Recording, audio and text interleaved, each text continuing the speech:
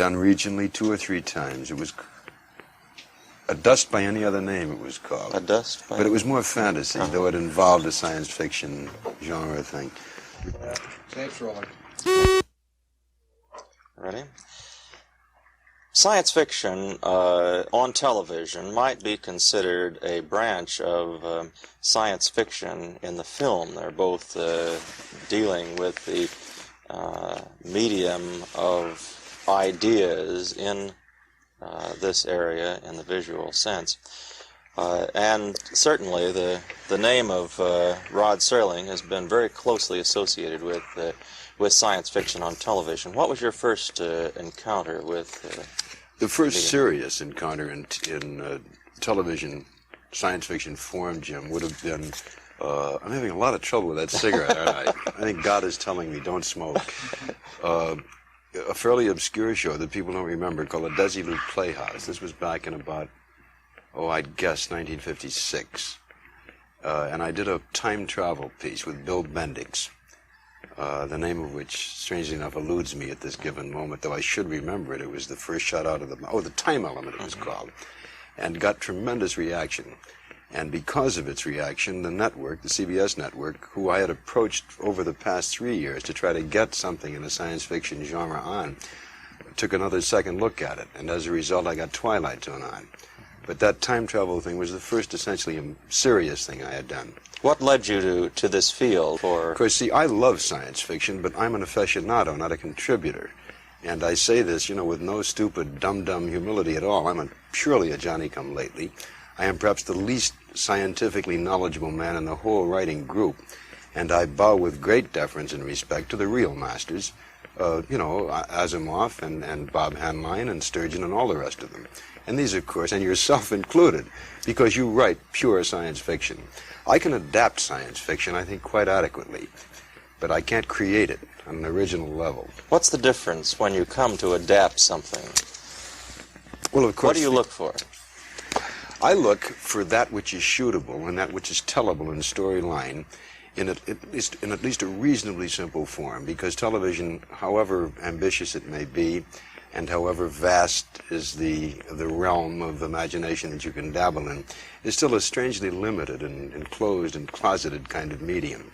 We can do marvelous interiors of spaceships, but we fall by the wayside in the area of opticals when it comes to, extraterrestrial space travel and that sort of thing. We, for example, could never begin to do 2001. Kubrick would put us out of business in 3 days of shooting. So as a result, we're sort of the poor relation of science fiction in the mass media. And you'll note that most of the science fiction that is tackled on television is bedroom and living room science fiction. Small scale. Small lab and small scale.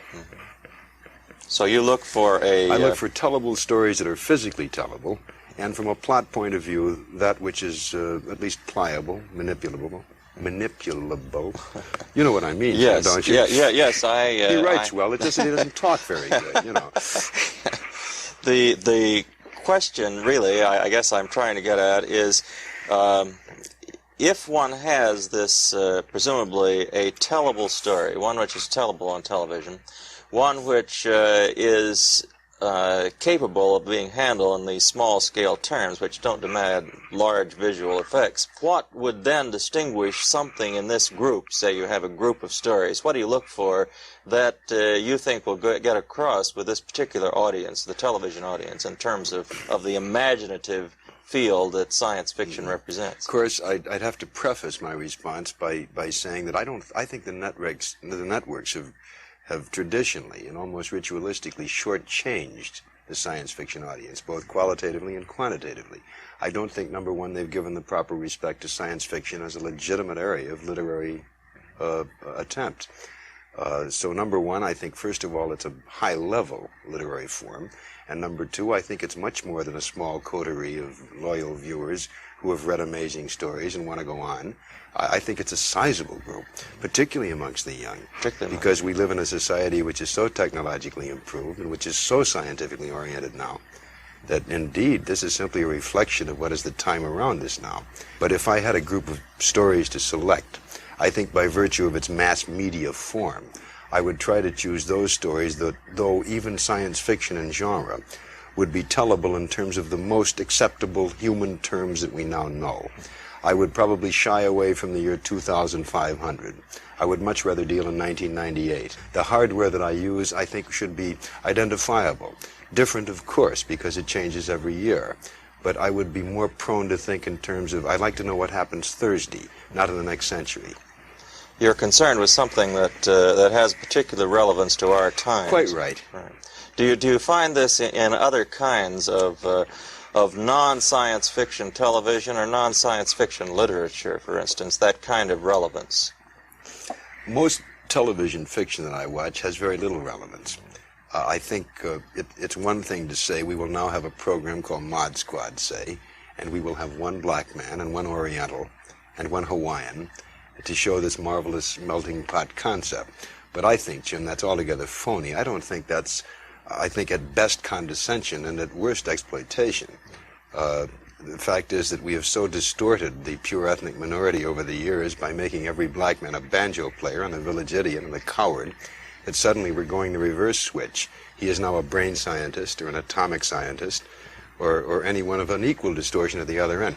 Needless to say, I'd much prefer the distortion on the good scale, on the good side of the scale. But all television fiction I find quite irrelevant and quite unrelated.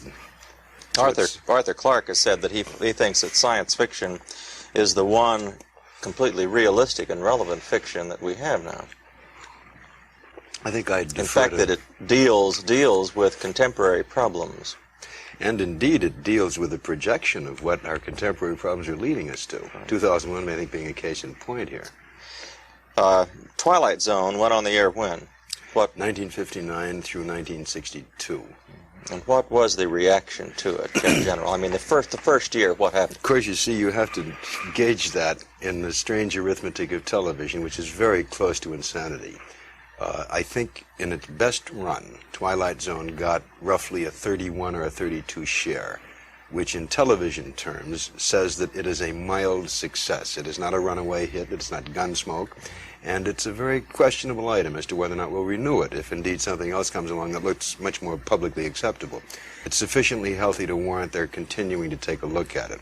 Now, what that 31 share meant was approximately 25 million people watching, which is a fair-sized audience. That's more than watched Shakespeare, during the first 100 years.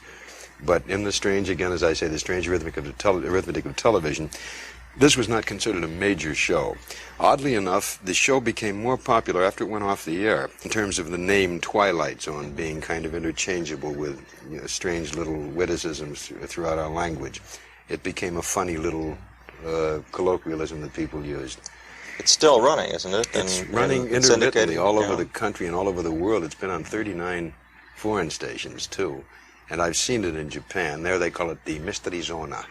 And there I speak Japanese by moving my lips for 2 seconds and the voice continuing on for 32 minutes. And then it's done in pure Castilian Spanish and in several other languages.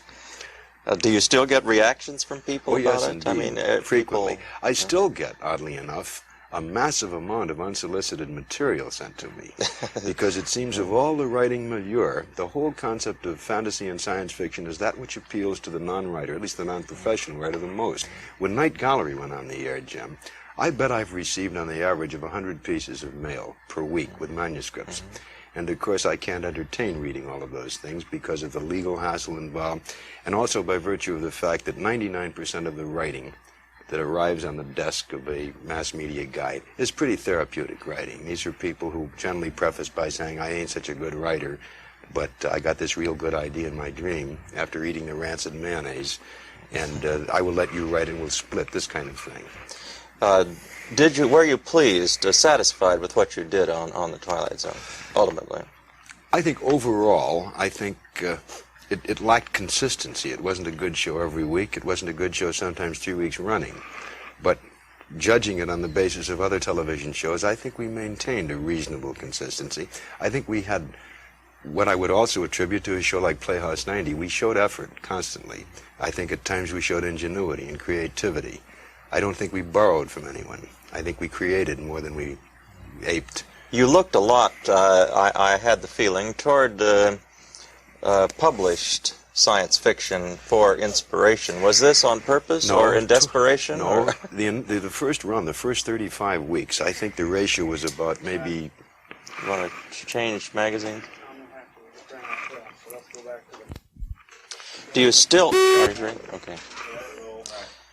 Do you still get reactions to Twilight Zone now that it's in syndication? Oh, yeah, Jim, because that's that marvelous phenomenon of television. It lends immortality, forgive me, to almost everything. And, of course, we go from generation to generation. The grammar school kid is now who first viewed television, is now in college, and a brand new group is coming up. But we get considerable fan mail, and including, oddly enough, several manuscripts per week offering to be done on Twilight Zone.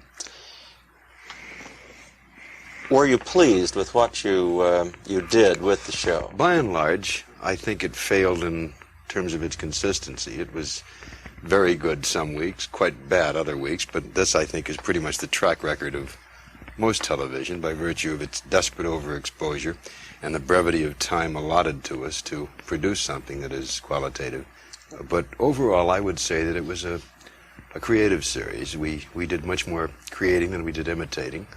I think we tried things, failed frequently, succeeded other times.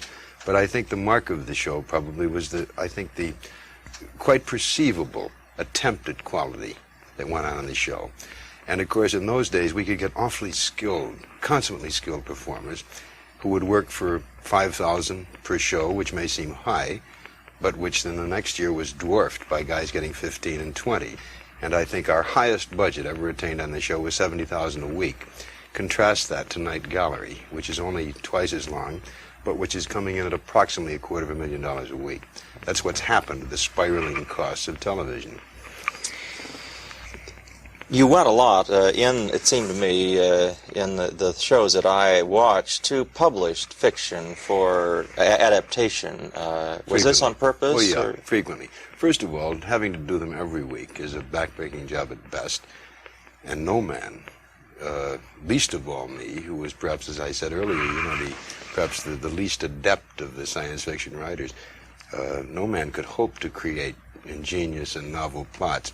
And, of course, the beauty of the whole science fiction genre was that so much of it had been untouched. It had been reproduced in printed form over and over again. You can buy, any one of 4,000 anthologies per year and read all the best of Sturgeon and Heinlein and all the rest of it. But it had never been done on camera. So we had almost a gold mine of unused material that we could operate from. Which were you most pleased with, or which stick out in your mind? Oddly enough, I thought the two best shows we did, one I wrote, one I didn't write. One was an original by Dick Matheson called The Invaders, with Agnes Moorehead, which was in a sense pure science fiction with a very O. Henry-ish twist. And the other was an adaptation of mine, a very free, loose adaptation of a Lucille Fletcher's, I think it was Lucille Fletcher, I could be wrong, a short story called Time Enough at Last, about a myopic bank teller who, at the end of the world, breaks his glasses just when he's able to read all that he's ever wanted to read, which was sheer, pure, beautiful irony. And in terms of production values, the adaptation I mentioned was gorgeously done. We used an MGM backlot with existing sets that were already there, and it looked like a movie. Poor Dick Matheson, on the other hand, suffered what is really one of the clinical problems of doing science fiction on TV. This desperately required 8-inch little men to walk across the floor of a room, and suddenly we are made aware of the fact that this woman who we thought was normal is actually an extraterrestrial giant, and the two men who are the invaders are actually really young American astronauts. So all we could use, because we couldn't afford opticals and we couldn't afford montage effects, were little wind-up rubber men, and they walked precisely like little wind-up rubber men. And I thought it totally destroyed the illusion, and pointed out to me, the desperate built-in problems to doing proper science fiction on television. What would you do differently today if you were going to produce another Twilight Zone? I would never try to shoot it in 3 days, which was one of the hang-ups we had. I would get at least 2 days rehearsal for a cast. We had 2 to begin with, then it was cut to 1, and we rehearsed on the set with no rehearsal time. That was the first thing. I would never try to beat my head against a wall trying to come in at what was an arbitrary budget at the time. We simply couldn't do it properly. What we wound up doing was a a very exuberant type of show, a very ambitious scoped show 1 week, and then have to suffer for it with one set drama for 4 weeks to pay off what we'd already done. And this, I think, lent a discrediting thing to the consistency of the quality of the show. In terms of story material, Jim, I don't think we would deviate very much from what we had already done. I thought we had some exceptionally good stuff on.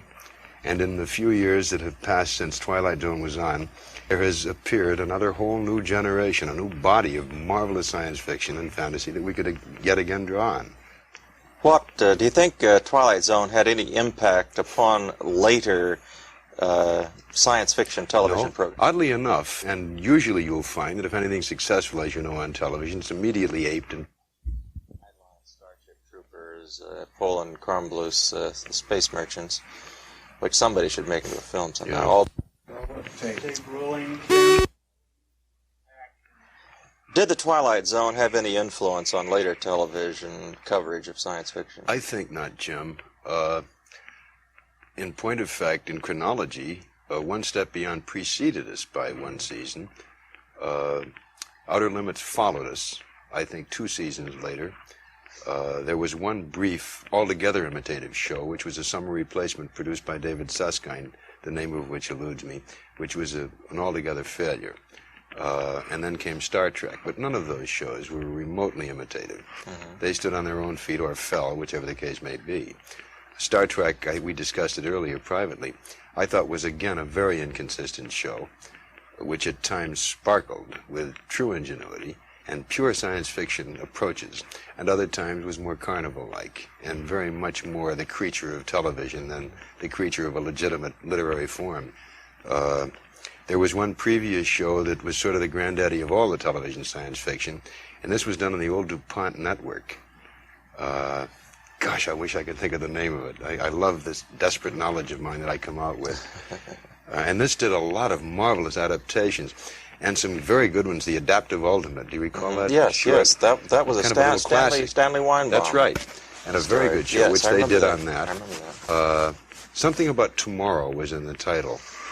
Tales of Tomorrow, Tales of that was the Tomorrow. name of the show, Yes, produced that's right. by Mort Abrams on the old DuPont network, which I think later became ABC. But that truly was the granddaddy. But in terms of your question, no, very little imitation.